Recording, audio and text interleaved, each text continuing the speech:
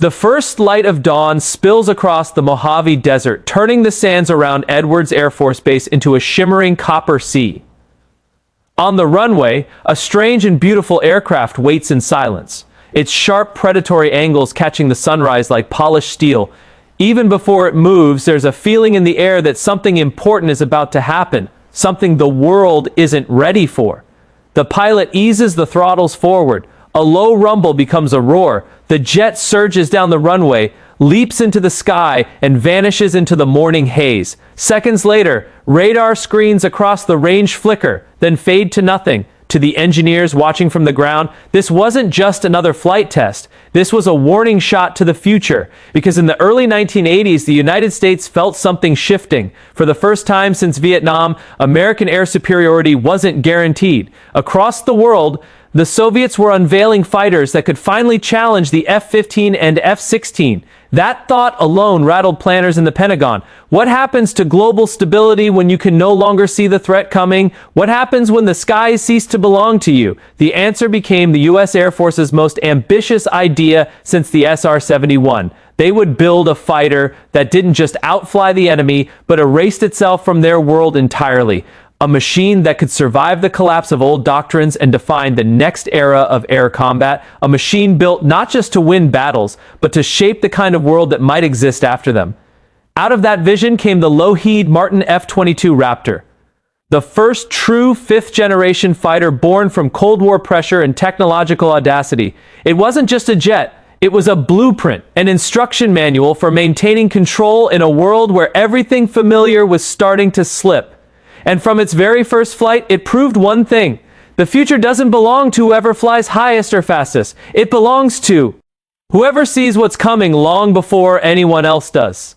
Today, we're diving deep into the origin story of the F-22, how a jet born from that Cold War urgency became the benchmark that every modern fighter is still measured against, and why its production run ended long before its legend did. So, strap in, because it's time to tell the story of the United States Air Force's true apex hunter, the F-22 Raptor. PilotPhotog.com. By the early 1980s, the U.S. Air Force found itself facing a quietly growing crisis. For nearly a decade, American fighters like the F-15 Eagle and the F-16 Fighting Falcon had ruled the skies without question. But intelligence reports from across the Atlantic were telling a different story.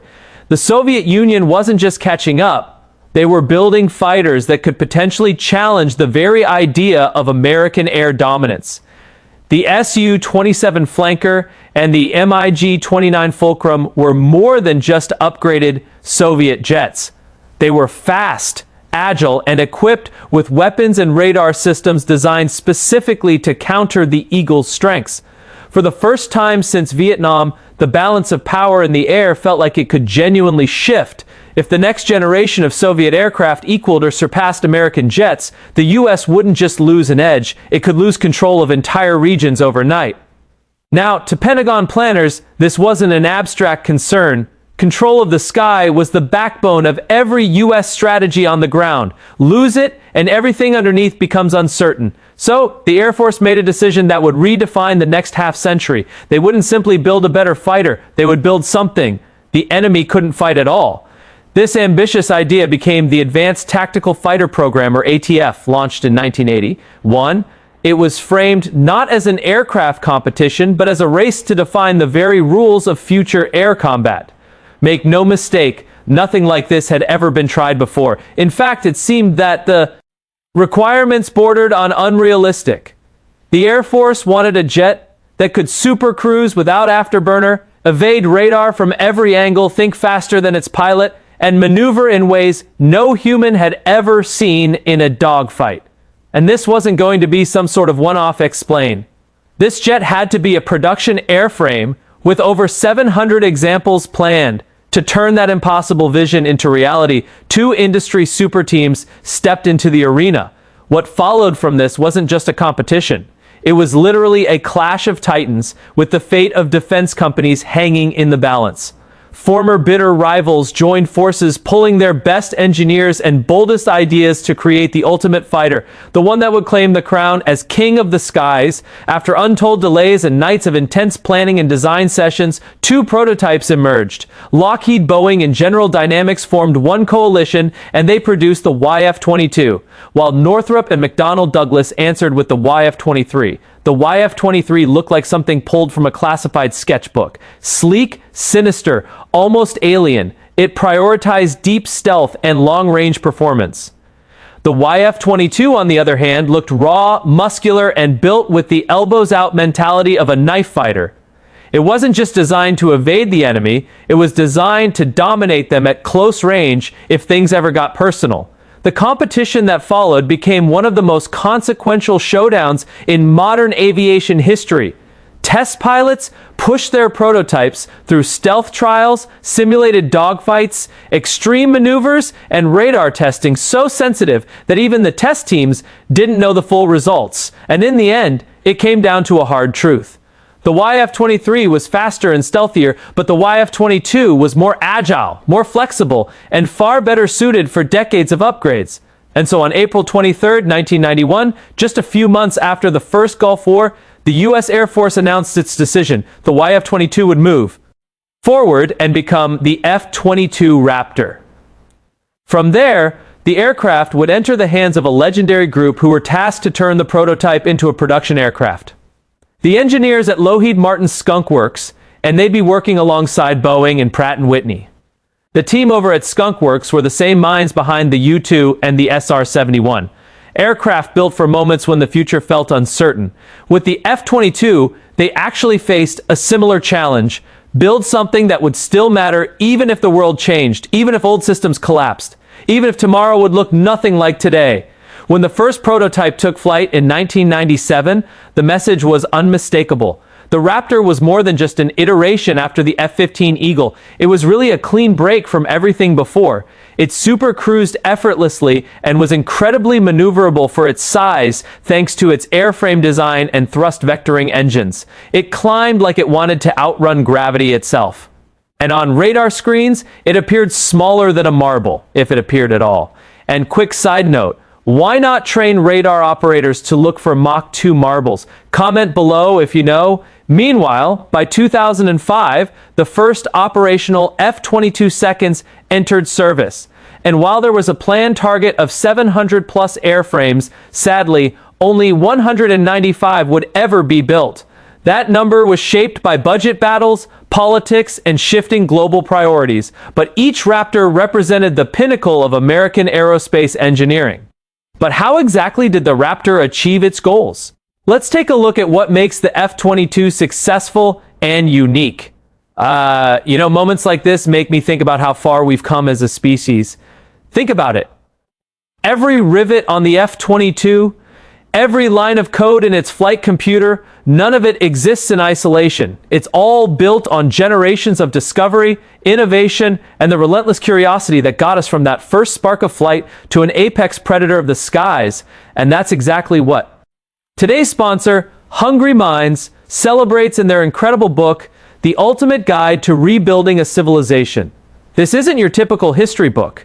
It's a 400-page illustrated encyclopedia that captures humanity's greatest breakthroughs, engineering, science, art, all told through breathtaking visuals that look like a mix between a medieval manuscript and a future blueprint. The quality is unreal. Matte art paper, embossed cover, the kind of thing you leave out on your desk because it inspires you every time you glance at it. What hooked me is how it connects the dots. The same creative spark that gave us the printing press eventually gave us the jet engine. I especially enjoyed the military arts section of the book. It blended history, strategy, and engineering in a way that made me appreciate how the tools and tactics of warfare evolve right alongside civilization itself. On top of this, you actually get to built-in Quest, a secret puzzle waiting for curious minds to solve. It's the perfect gift for anyone who loves innovation or just loves knowing how things work. So, if you want to see how civilization evolved from stone tools to stealth fighters, check out The Ultimate Guide to Rebuilding a Civilization from Hungry Minds. Follow the link in the description and start your own journey of discovery. And now, back to the Raptor. If the ATF program was the decision to leap into the future, then the F-22 itself was the moment the future finally arrived. Remember, the Raptor was built on a single uncompromising philosophy: don't just survive the fight, end it before it begins. At its foundation, of course, was stealth. But the kind of stealth that the F-22 needed wasn't just about avoiding detection. It was about becoming a ghost in a world built to track shadows. Every surface, every line, every angle was shaped so that radar waves would scatter harmlessly away. Even the fasteners were positioned with obsessive precision. It's as if the engineers were trying to leave no trace of the aircraft's existence. But it wasn't just the airframe. It was even down to details like the canopy, a smooth curved bubble coated with a microscopic layer of indium tin oxide, or ITO. This is a transparent conductive film. But this gold coating isn't just for show. It serves a stealth function by stopping radar energy from bouncing off the pilot's helmet and revealing a human shape. And when the sunlight hits it just right, well, it glows like the visor of a knight guarding the future. Beneath that sleek exterior, the Raptor hides one of the most powerful engines ever fitted to a fighter. Two Brett and Whitney F-19 seconds generate over 70,000 pounds of thrust combined, and this gives the jet a talent so rare it borders on unfair supercruising. That's the ability to fly at supersonic speed with no afterburners. That means no giant fireball behind the jet, no massive heat plume to track with Earth sensors, just raw, silent, unrelenting speed. In a world where reaction time decides life or death, supercruise is the difference between choosing the fight and dictating it. But speed and stealth alone aren't what make the Raptor dangerous. It's what happens when it slows down. The F-22's two-dimensional thrust vectoring nozzles can pivot independently, giving it a level of agility that almost looks like cheating. In the right hands, a Raptor can pivot, twist, climb, and swing its nose around with a kind of controlled violence that virtually no fourth-generation jet can touch. It's the sort of maneuverability that once inspired Transformers to turn the Raptor into Starscream. Because if any jet looked like it could change direction with a thought, it was this one. Pilots that fly the Raptor say the aircraft feels less like a machine and more like an extension of instinct itself. Responsive, intuitive, and seemingly wired directly into the mind. Inside the cockpit, that instinct becomes something more. The Raptor's sensors, radar returns, electronic signatures, and infrared feeds all merge into a single seamless picture. This ability, sensor fusion, doesn't just inform the pilot, it elevates them. Instead of managing systems, they manage the entire battle space, seeing not just where enemies are, but where they will be. At the heart of this fusion is the APG-77 ASA radar. It's a masterpiece of electronic warfare. It can scan vast distances, track multiple targets, jam enemy systems, and share information with other aircraft, all while keeping the Raptor nearly invisible on opposing radars. In the right hands, it turns the aircraft into a conductor, orchestrating a silent symphony of battle space control. Weapons, of course, remain inside internal bays until the moment they're needed. The doors snap open and shut in fractions of a second, preserving the jet's radar signature. A Raptor can fire 6 AMRAAMs and 2 Sidewinders before the enemy even realizes it's being hunted. And it still carries that all-important, super versatile 20mm Vulcan cannon. Even the maintenance systems seem alive. Thousands of embedded sensors monitor stress levels, component wear, and stealth integrity. The aircraft is constantly assessing its own health, a trait that feels almost futuristic but necessary for a machine built to outlast the unpredictable. In the end, every bolt, every circuit, every line of code in the F-22 serves one purpose: control the sky so completely that no enemy even understands what happened. But so far, we've talked about specs and theory. How has the F-22 performed in real-world situations where Gs are being pulled and jet fuels being burned? By the time the F-22 finally reached operational status in 2005, it was clear that the Air Force hadn't just picked up a new fighter, it had gained the kind of advantage that makes opponents reconsider their plans entirely. Pilots who faced it in training said that it felt like fighting a rumor. You never saw it, you never heard it, you just died. And Exercise Northern Edge 2006 proved that point. In the cold Alaskan air, the Raptor took on waves of advanced aggressor aircraft simulating some of the best fighters in the world. The result was so lopsided, it didn't seem real. 108 simulated kills with 0 losses. Pilots flying against the F-22 said that it felt like being hunted by something that existed one step ahead of them. By the time your radar warned you that something was wrong, it was already too late. But the Raptor's true test wouldn't come until years later. In 2014, as the US-led coalition prepared to strike ISIS targets in Syria, the skies above were thick with radar sites, command nodes, and hostile sensors. The opening wave had to be perfect, fast, clean, and invisible. The kind of mission where you send the aircraft you trust most. The F-22 led the way. Raptors, by this time modified to include air-to-ground munitions, infiltrated Syrian airspace ahead of the main strike packages, eliminating key radar and command centers with surgical precision. Pilots described the missions as eerie. You could see everything happening on your radar display, but the enemy saw nothing in return. The Raptor wasn't there to rack up bomb damage, it was there to peel back the air defenses like a surgeon making that critical first incision. Coalition pilots said it felt like being guided through a battlefield by a hand they never saw. Years passed, and the Raptor's role kept evolving. It became an interceptor, a deterrent, a scout, a guardian, always watching where tensions simmer. Then in 2023, it made headlines again. This time for a very different mission. A Chinese high-altitude surveillance balloon drifted across the United States, triggering a political storm and relentless media coverage. The jet chosen to intercept this balloon wasn't the newest fighter, and it wasn't the cheapest. It was the aircraft the Air Force trusted to finish the job cleanly. A single A9 time streaked upward, and the balloon fell. The moment was simple, even anticlimactic. But it reminded the world that even decades after its debut, the Raptor remained America's go-to answer when certainty mattered more than showmanship. Today, F-22 seconds stand watch in Alaska, Japan, Hawaii, and across Europe. They deploy quietly, appear suddenly, and leave behind the same message every time. If there's a Raptor overhead, the air is already under American control. Rivals may claim new technologies, new missiles, new sensors, but none have yet changed the fact that the F-22 shapes the airspace around it by its mere presence. But there is, however, a cost to mastery. The maintenance hours are heavy. The stealth coatings demand patience and painstaking precision. Specialized crews and climate-controlled hangars follow the aircraft wherever it goes, and having less than 200 airframes means that every Raptor pilot and maintenance crew are tasked to the limit.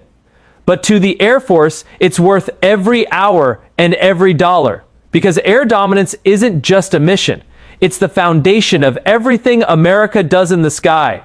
And for nearly 20 years, the Raptor has guarded that foundation without losing a single air-to-air fight.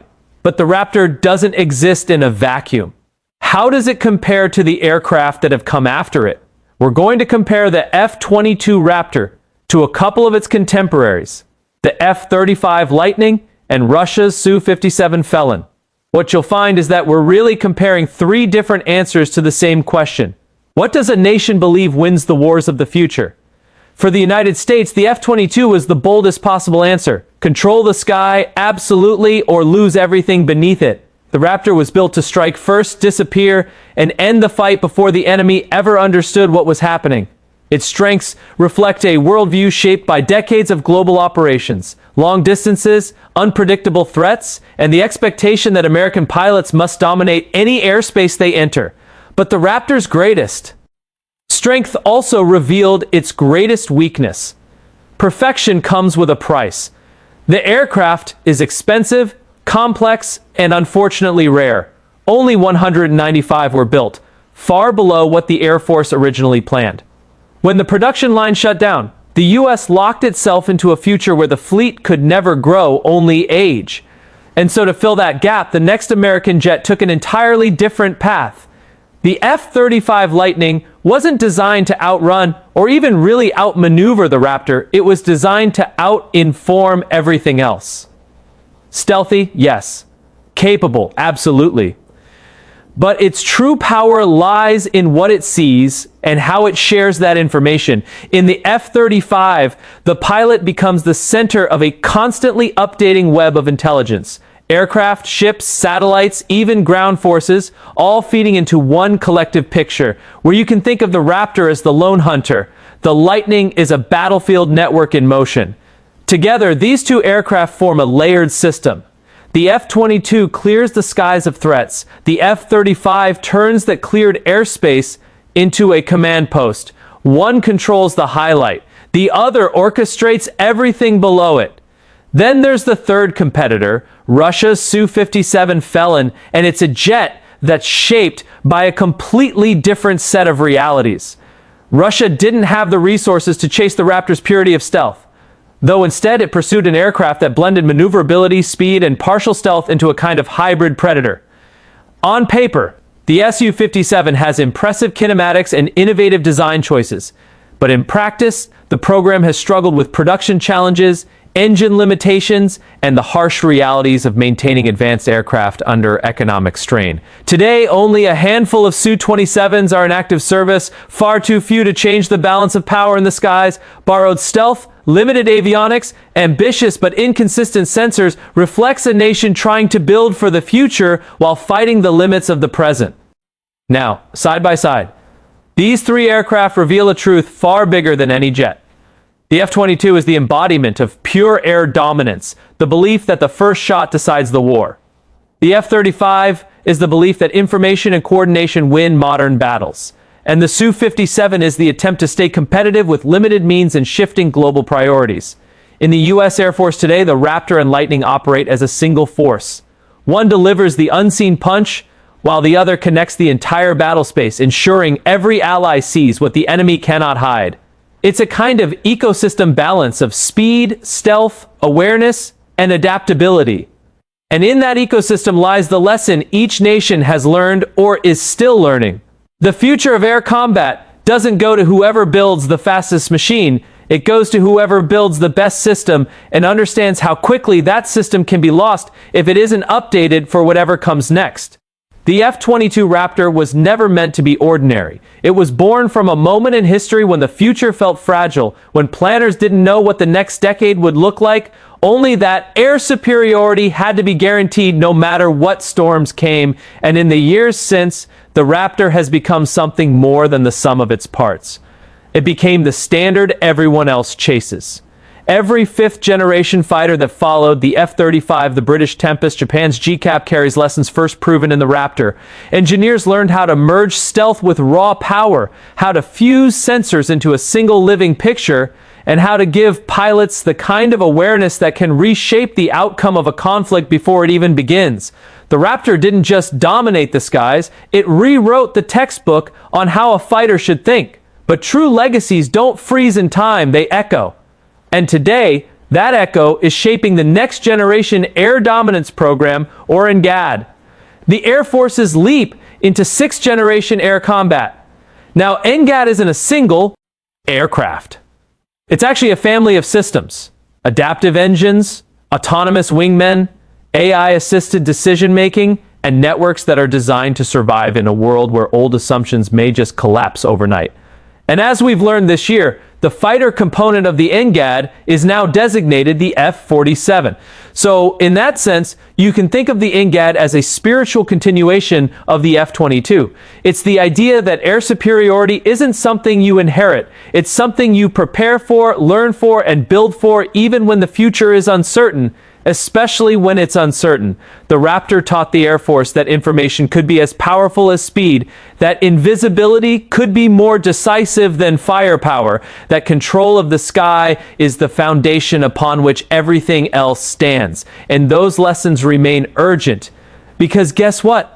The world is shifting again. New threats, new technologies, new doctrines. The same forces that once created the ATF program are returning. Rival nations building advanced fighters, stealth drones, and long-range sensors designed to erode America's traditional strengths. The questions that the Raptor answered decades ago are now resurfacing in new forms.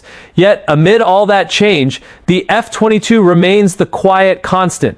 It still deploys where tensions rise. It still guards the edges of American airspace. It still shapes the battle spaces simply by being present.